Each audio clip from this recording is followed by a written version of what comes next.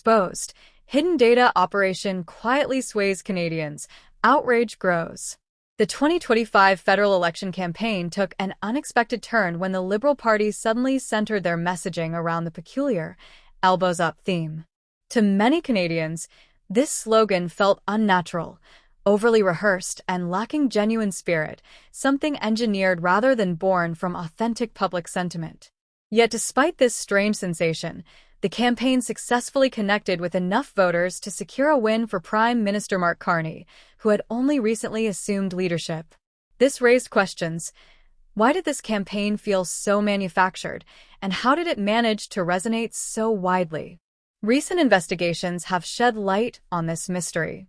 A detailed report from Black Box revealed that the Liberal government covertly allocated $1.6 million through the Privy Council Office to fund focus groups aimed at exploring Canadians' fears and emotions surrounding economic uncertainty. Specifically, these studies targeted concerns about international trade tensions and potential tariffs, seeking to map public anxiety.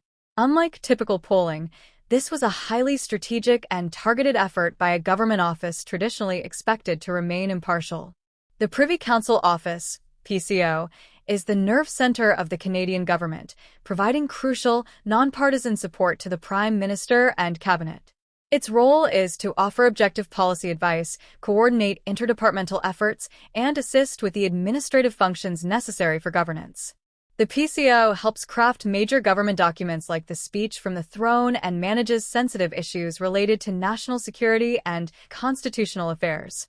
Crucially, however, it is not supposed to be involved in electioneering or partisan political campaigns. Given this clear mandate, the revelation that the PCO was financing focus groups designed to gauge voter sentiment on politically charged topics raises troubling ethical questions. The research uncovered mounting anxiety among Canadians about border security and defense spending, concerns which the government then addressed publicly with new policy measures. Yet, more controversially, the data from these publicly funded focus groups appears to have been used to build the Elbows Up re-election campaign narrative.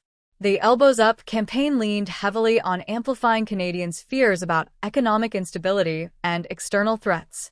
This strategy framed the Liberals as the sole party capable of protecting the country from uncertain times, effectively turning legitimate public worries into a political weapon.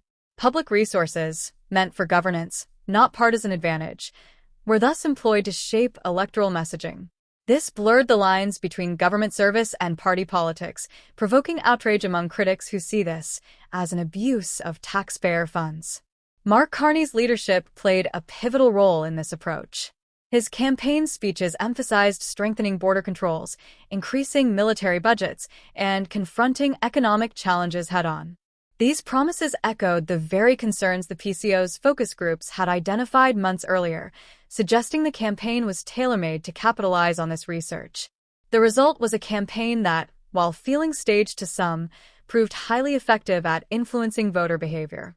This episode is not isolated but rather symptomatic of a wider trend in Canadian politics where government bodies and institutions are increasingly involved in shaping public opinion through sophisticated, sometimes opaque means. Since the onset of the pandemic, there has been growing scrutiny of how government communication strategies and even security agencies have engaged in information operations designed to influence the public discourse. The controversial Buttongate scandal, where divisive imagery was allegedly used to inflame public sentiment, is one example that raised alarms about the erosion of democratic debate. Adding another layer of concern is the recent resignation of Travis Dunroj, a seasoned CBC journalist who spent over 20 years with Canada's public broadcaster. Dunroj's departure was accompanied by a blunt denunciation of the CBC's internal culture, describing it as toxic and oppressive.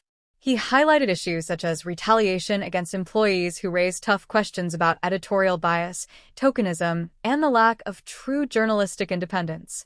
His account paints a picture of a media institution struggling with dysfunction at the highest levels. Dunroj's testimony shines a harsh light on the CBC's reputation as a trusted source of independent journalism. Once regarded as a pillar of Canadian media, the broadcaster now faces serious questions about its governance and editorial practices. According to Dunroj, a small, powerful faction within the CBC controls much of the content and managerial decisions, prioritizing messaging that serves their interests over unbiased reporting. This has contributed to declining trust and viewership, underscoring the need for significant reform. Taken together, these revelations about the Liberal government's use of public funds for partisan campaign purposes and the CBC's internal dysfunction reveal deep institutional challenges facing Canadian democracy. The government appears less concerned with straightforward governance and more focused on manufacturing consent through targeted messaging. Meanwhile, the nation's public broadcaster struggles to maintain independence amid political and managerial pressures, risking its role as a democratic watchdog. Despite these disheartening developments, many Canadians remain steadfast in their commitment to transparency and accountability. Citizens, activists, and independent media continue to push back against attempts to manipulate public opinion or silence dissenting voices.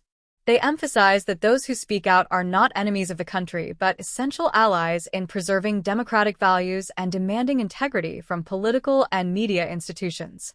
The public deserves more than finely tuned campaigns built on fear and carefully constructed narratives designed to influence votes. Canadians seek honest leadership and journalism that reflects a full spectrum of voices rather than one that shields insiders or manipulates emotions. True democracy depends on open debate, trustworthy information, and government that serves the people, not the other way around. This unfolding story marks only the beginning of what promises to be a broader reckoning with how power is exercised and communicated in Canada today. Figures like Travis Dunroj serve as important voices shining light into corners long ignored or hidden. Their courage encourages others to question prevailing narratives and demand meaningful change. The future of Canada's democracy hinges on the willingness of its people to engage critically with political messaging, support independent journalism, and hold those in power accountable. Though the challenges are great, the growing momentum for reform signals hope. Canadians deserve a system that respects their intelligence, fears, and hopes, not one that quietly sways them behind the scenes. And with continued vigilance, that is exactly what they can achieve.